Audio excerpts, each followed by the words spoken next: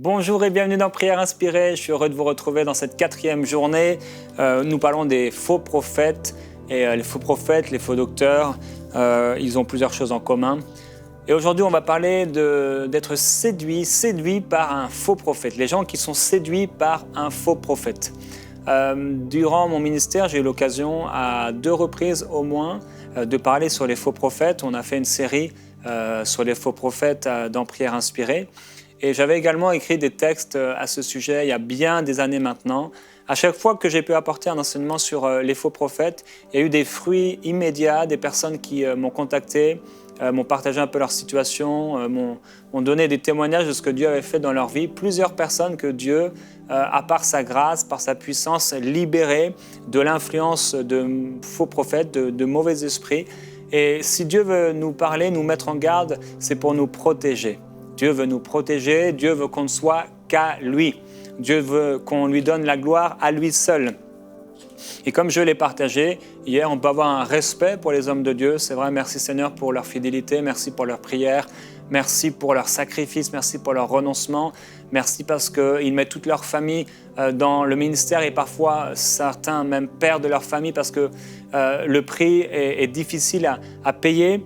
Gloire à Dieu pour eux, mais en même temps, ce n'est pas Dieu. Ces gens, ce n'est pas Dieu, ce n'est pas parce qu'ils disent quelque chose que forcément c'est Dieu qui a parlé, ce n'est pas parce que moi-même je dis quelque chose que forcément c'est Dieu qui parle. Bien sûr, nous veillons, nous faisons attention en tant que serviteurs de Dieu, nous recherchons à parler de la part de Dieu et personnellement, je crois que ce que je dis vient de la part de Dieu. Mais il peut arriver parfois qu'on aime quelqu'un, qu'on écoute quelqu'un et qu'il soit mal influencé ou qu'il nous enseigne un enseignement qu'il a juste voulu apporter avec une connaissance personnelle. Ce n'est pas qu'il a forcément des mauvais motifs, mais c'est peut-être qu'il ne comprend pas quelque chose. Le serviteur de Dieu, ce n'est pas Dieu. Bon, on en a parlé un peu hier et plusieurs personnes nous ont témoigné avoir été séduits par des faux prophètes et avoir été ensuite libérés par l'enseignement de la parole de Dieu. La Bible dit dans 1 Timothée au chapitre 4, verset 1, puisque ce n'est pas nouveau, cela avait été prophétisé. L'apôtre Paul dit « Mais l'Esprit dit expressément que dans les derniers temps, quelques-uns abandonneront la foi pour s'attacher à des esprits séducteurs et à des doctrines de démons, par l'hypocrisie de faux discoureurs marqués au fer rouge dans leur propre conscience. » Et si on regarde une autre traduction, la Bible dit que dans les derniers temps, plusieurs se détourneront de la foi parce qu'ils s'attacheront à des esprits trompeurs et à des enseignements inspirés par des démons. Ils seront séduits par l'hypocrisie de prédicateurs de mensonges dont la conscience est marquée comme au fer rouge. Alors, je voudrais vous poser une question. Est-ce que vous pensez que les gens qui viennent à l'église en foule ou qui viennent voir ces faux prophètes ou ces faux serviteurs de Dieu, ces faux enseignants, ces prédicateurs de mensonges, est-ce que vous pensez vraiment que lorsqu'ils vont les écouter, ils savent que ce sont des prédicateurs de mensonges? Bien sûr que non. Peut-être au fond, certains le savent, mais la majorité d'entre eux est séduite. S'il y a une foule de prédicateurs de mensonges, ceux qui s'approchent d'eux pensent vraiment entendre la voix de Dieu. Quand le roi d'Israël, quand Akab était avec ses faux prophètes, bien sûr son cœur était mauvais. Bien sûr il ne voulait entendre que des bonnes prophéties. Bien sûr il ne voulait pas entendre la voix de Dieu, mais quelque part il pensait que ce qu'on lui prophétisait c'était vrai. Ça lui donnait de la force, ça lui donnait du courage que quelqu'un prophétise dans sa vie. Pensez-vous que quand les gens vont voir le prophète dans sa maison, avec une offrande pour payer la bénédiction, est-ce qu'ils pensent se détourner de la foi? Oui, non, ils ne pensent pas se détourner de la foi. Ils pensent que parce qu'ils ont un peu d'argent, ils vont honorer le prophète. Et le prophète, parce qu'on l'a béni, il va forcément recevoir une parole de Dieu. Bien sûr, ils sont égarés, bien sûr, ils sont séduits. Mais d'une manière générale, ceux qui écoutent des faux prophètes ou des prédicateurs de mensonges ne savent pas qu'ils sont sous des esprits de séduction. Nous l'avons déjà dit, je veux le répéter, je n'ai pas à payer, vous n'avez pas à payer pour obtenir une quelconque bénédiction de la part de Dieu. Et si un homme vous demande de l'argent avant de prier pour vous, eh bien cet homme est égaré. La Bible dit dans 2 Timothée, Au chapitre 4, au verset 3, et comme je vous l'ai dit, les apôtres parlaient régulièrement de ces faux prophètes. C'est pourquoi j'ai trouvé bon de même faire une deuxième série sur les faux prophètes. Ce n'est pas trop. Il dit « Car il viendra un temps où les hommes ne supporteront pas la saine doctrine, mais ayant la démangeaison d'entendre des choses agréables, ils se donneront une foule de docteurs selon leurs propres désirs. Ils détourneront l'oreille de la vérité et ils se tourneront vers les fables. » Oh, on entend parfois, oui, cet homme de Dieu a le don de fertilité. Cet homme de Dieu a le don de prospérité. Oh, lorsque cet homme de Dieu a prié pour cette femme, la femme a vomi un rat. Oui, mais le rat que la femme a craché, c'est lui-même qui l'a introduit par sa prière ensorcelée. Vous savez, on entend des choses, parfois des fables, des légendes, parfois des choses qui se passent même, des choses bizarres. Et il y a certains personnages, certains prédicateurs qui sont constamment entourés de ces choses bizarres. Parfois, gloire à Dieu pour le Saint-Esprit, vraiment. Et parfois, alors qu'on a le Saint-Esprit en nous, il y a des gens même qui peuvent être invités dans notre église locale, ou des gens, on est en train de surfer, naviguer sur Internet, YouTube, ou sur une chaîne de télévision même. Il y a plusieurs pays, entre autres en Afrique, il y a en Amérique du Sud, etc. Il y a plusieurs pays qui ont la télévision chrétienne et plusieurs télévisions chrétiennes. Et des fois, vous êtes peut-être en train de zapper et vous entendez quelque chose, ou à la radio, ou vous lisez un article qui a l'air d'être un article chrétien et vous ressentez « Ah, il y a quelque chose qui ne va pas ». Ça, on va en parler un peu plus demain, mais on sait quand une personne est de Dieu et quand elle n'est pas de Dieu, ou quand une personne est égarée. Il dit « Plusieurs se détourneront de la foi parce qu'ils s'attacheront à des esprits trompeurs et à des enseignements inspirés par des démons. » Mes amis, ces gens dont parle l'apôtre Paul, ils ne sont pas dans les mosquées, ils ne sont pas dans les temples hindous. Là, il ne parle pas d'eux, il parle des chrétiens. Il parle de ceux qui se disent chrétiens, de ceux qui se disent disciples et qui vont écouter des prédicateurs. Ils sont dans les églises. Ils avaient la véritable foi, puisqu'il le dit, qu'ils se sont détournés de la foi, ça veut dire qu'ils l'avaient au départ. Mais ils ont commencé à chercher leur intérêt personnel. Lorsque l'iniquité a été trouvée en eux, lorsqu'ils ont voulu prospérer par l'importance de leur commerce, lorsqu'ils ont recherché à posséder plus d'argent, alors ils ont commencé à écouter ce qu'il ne faut pas. C'est ce qui s'est trouvé dans le cœur de Lucifer. Quand il a voulu accroître l'importance de son commerce, quand on a trouvé l'iniquité en lui, quand il a voulu, pour des désirs personnels, s'élever, c'est exactement à ce moment-là que la chute est arrivée pour lui, parce que celui qui s'élève, il sera abaissé. Il y a plusieurs personnes d'entre vous, vous aspirez à être des directeurs d'entreprise, vous aspirez à avoir beaucoup d'argent, mais faites attention. Vraiment, je vais vous dire, veillez, faites attention à votre cœur. Parce que c'est quand on veut s'élever qu'il y a des esprits qui viennent. Et si nos motifs sont impurs, on va s'attacher à des esprits trompeurs. Et il y a dans l'Église des chrétiens qui se sont attachés à ces esprits trompeurs et qui écoutent des enseignements de perdition. Il y a des églises tout entières où on ne prêche que sur l'argent, où les gens ne sont enseignés qu'à avoir plus, à posséder plus, à régner, à dominer. Il faut faire attention, comme je l'ai déjà dit plus d'une fois dans cette émission. La Bible dit qu'ils seront séduits par l'hypocrisie de prédicateurs de mensonges. Ces prédicateurs vont utiliser la Bible. Ils vont utiliser la Bible. Mais ils sont hypocrites. Ils ont des intérêts cachés. Ils ne prophétisent que la bénédiction. Comme je l'ai dit, est-ce que j'ai besoin que Dieu m'avertisse du bien qui va m'arriver? Peut-être, parfois oui. Mais c'est surtout du mal dont j'ai besoin d'être averti. On va aller ensemble dans 1 Samuel, au chapitre 1, et plusieurs d'entre vous suivez cette émission peut-être le matin avant d'aller au travail, peut-être c'est sur l'îlot de votre cuisine, peut-être dans votre bureau, et vous avez la Bible avec vous, et c'est bien, vous pouvez lire avec moi. Dans 1 Samuel, au chapitre 1, au verset 9, on va voir une histoire rapidement. La Bible dit, cette fois-ci, après qu'on eut mangé et bu à Silo, Anne se leva et se rendit au sanctuaire de l'Éternel. Le prêtre Élie y était assis sur son siège près de la porte. Très affligée, Anne pria l'Éternel en pleurant à chaudes larmes. Alors elle fit le vœu suivant, « Éternel, Seigneur des armées célestes, si tu veux bien considérer la misère de sa servante et si tu interviens en ma faveur, si tu ne délaisses pas ta servante et si tu me donnes un fils, alors je le consacrerai pour toi toute sa vie, ses cheveux et sa barbe ne seront jamais coupés, comme elle priait longuement devant l'Éternel, Élie observait le mouvement de ses lèvres. Anne priait intérieurement, ses lèvres bougeaient, mais on n'entendait pas sa voix. Élie pensa qu'elle était ivre et il l'interpella. « Combien de temps encore veux-tu étaler ton ivresse? Va cuver ton vin ailleurs !» Bon, cette histoire est un peu drôle, ça nous montre que parfois, les serviteurs de Dieu n'ont pas de discernement et s'imaginent des choses qui ne sont pas. Et c'est assez intéressant. On voit dans ce passage, premièrement, que Anne s'est rendue, quand elle avait besoin, quand elle était incapable d'avoir un enfant, elle est allée prier pour que Dieu puisse lui donner un fils. La première chose qu'elle a fait, qu'est-ce qu'elle a fait? Il est écrit « Anne se leva et se rendit au sanctuaire de l'Éternel ».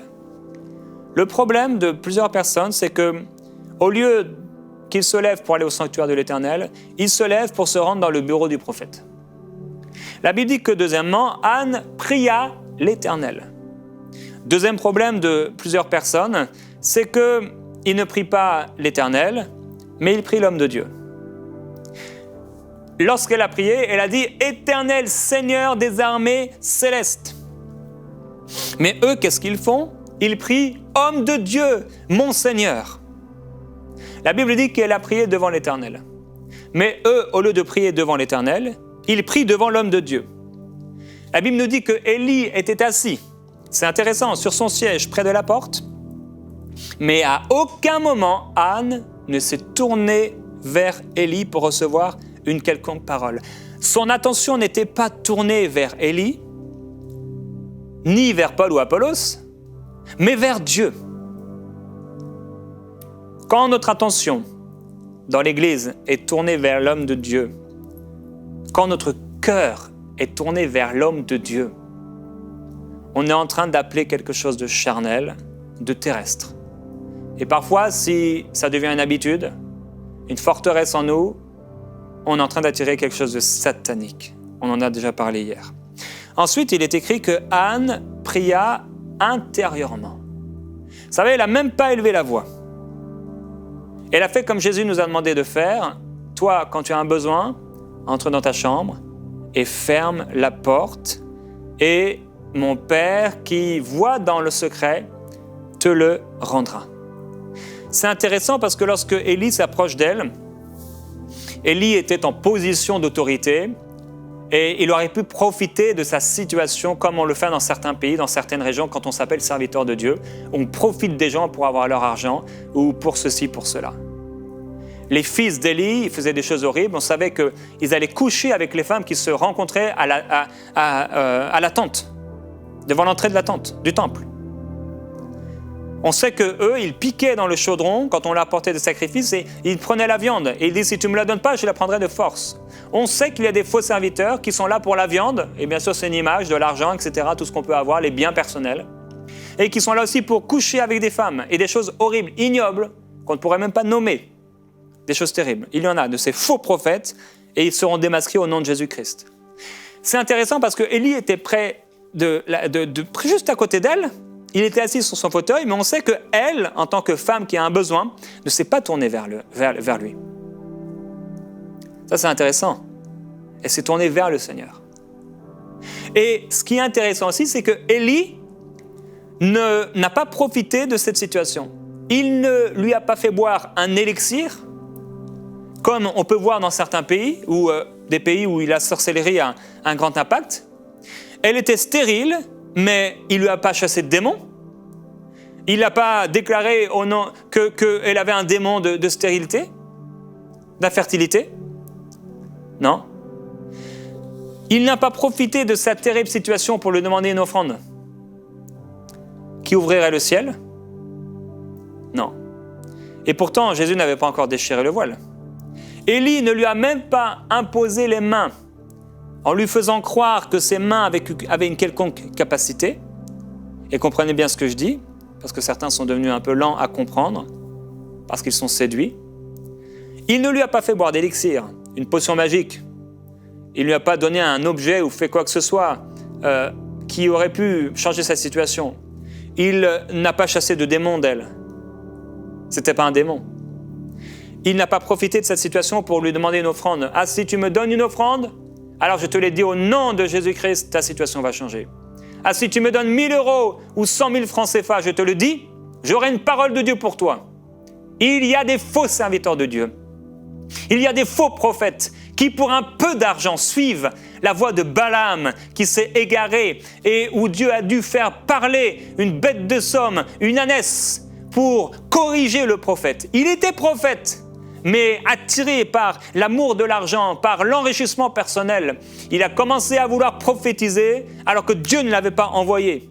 Même s'il a dit « oui, je prophétiserai seulement ce que le Seigneur voulait », ce qui l'animait, ce qui le poussait, ce qui l'a poussé à se déplacer, à s'asseoir sur cette ânesse, c'était quelque chose d'impur.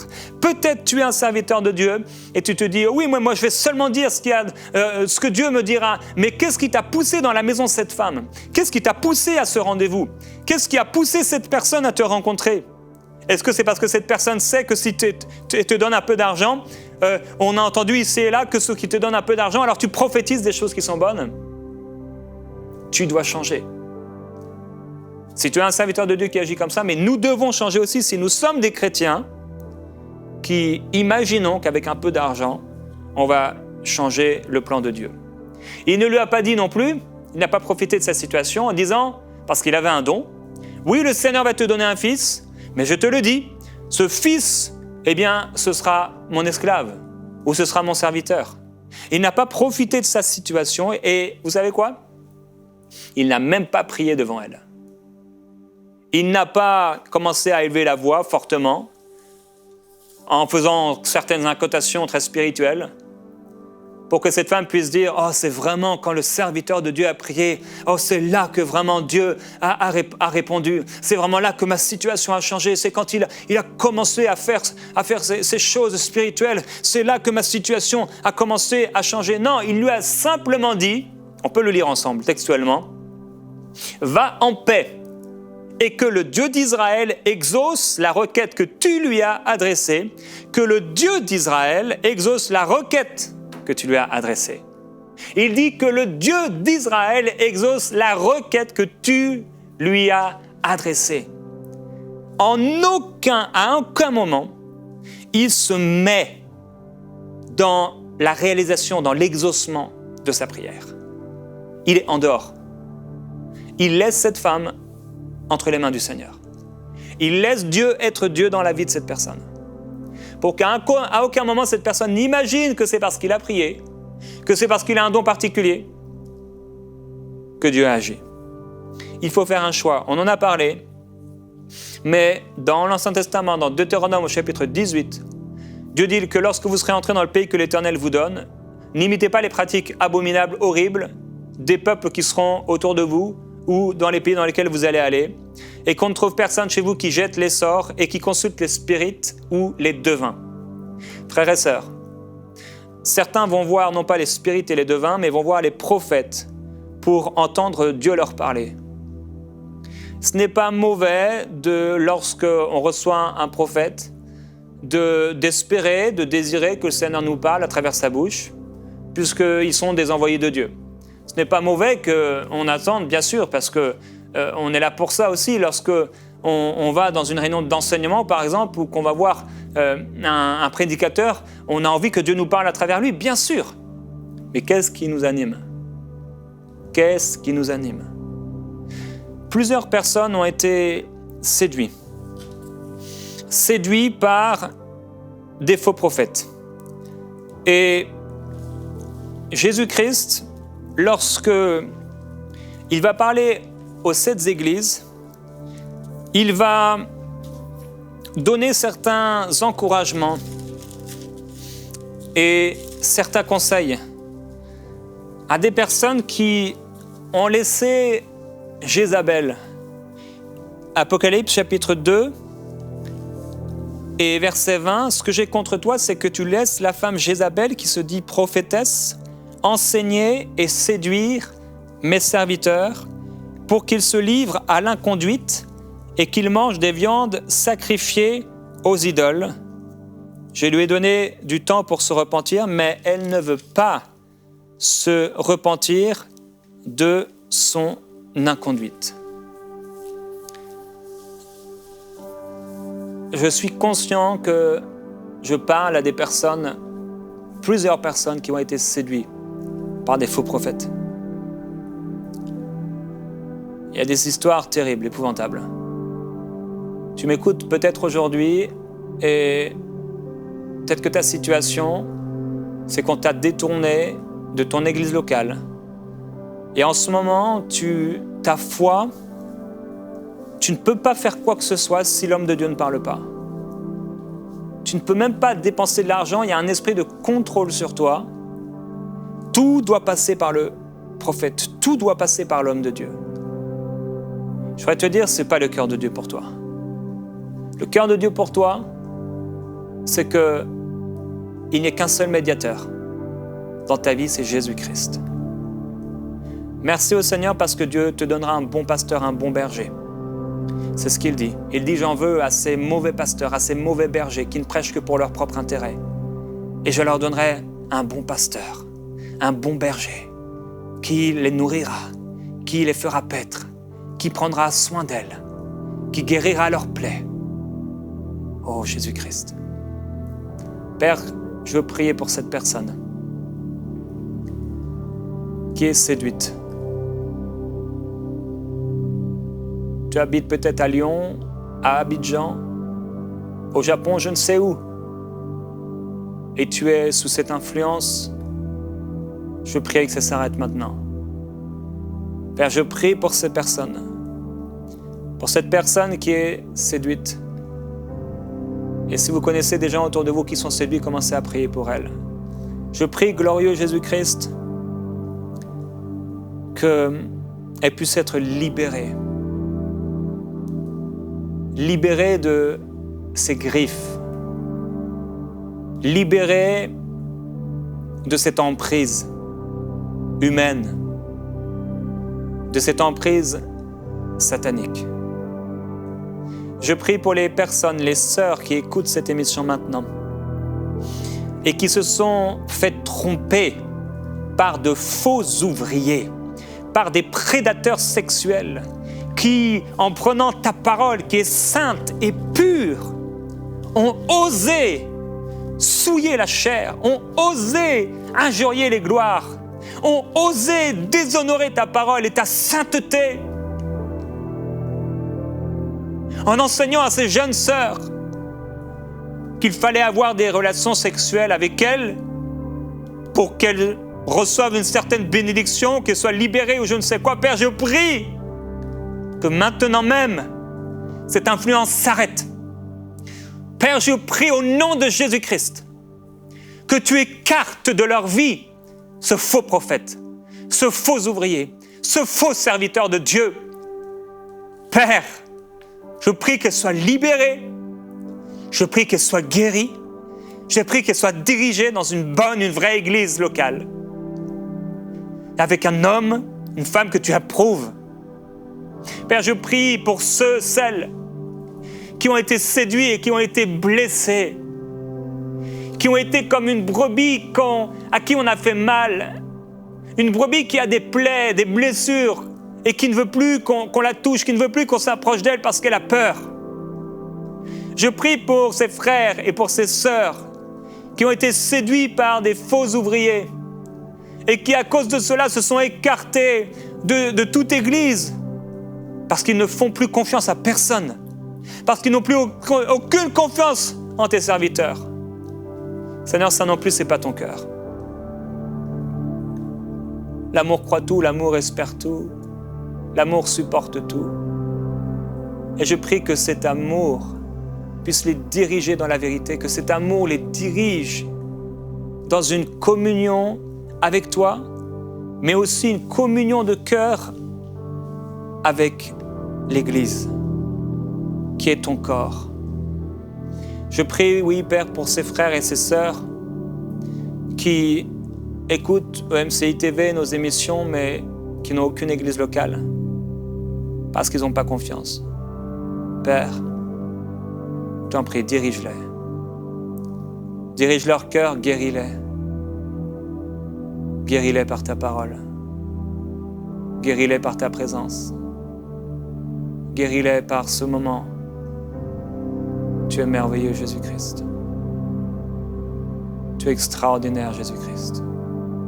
Tu es glorieux, Jésus-Christ. Nous t'adorons. Nous t'aimons, Seigneur.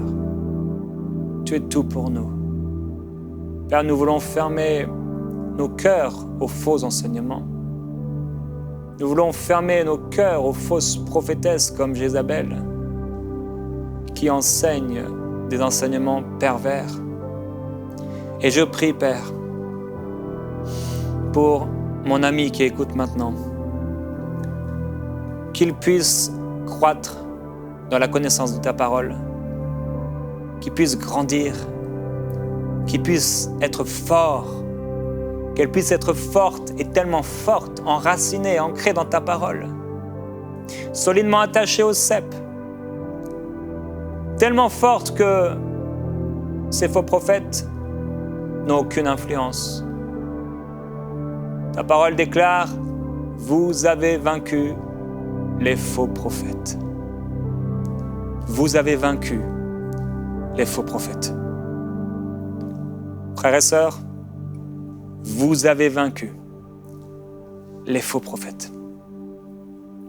Et je prie que quel que soit l'endroit où vous vous trouvez, quelle que soit l'église ou les prédicateurs que vous écoutez, les réunions auxquelles vous vous rendez, vous puissiez toujours être gardés, que vous puissiez toujours être protégés, que vous puissiez toujours être à l'endroit où le Seigneur veut que vous soyez, écouter l'enseignement que le Seigneur vous appelle à écouter. Je prie que le Seigneur envoie dans votre vie, si ce n'est pas déjà le cas, un berger, des bergers selon son cœur, qui puisse prendre soin de vous, qui puisse vous soigner, bander vos plaies, faire du bien, vous faire du bien, vous bénir, être pour vous non pas une source d'éloignement et de perdition, mais une personne qui va vous amener toujours plus proche de Jésus-Christ et de son cœur. Demain, nous allons parler de juger la prophétie, comment on peut juger la prophétie.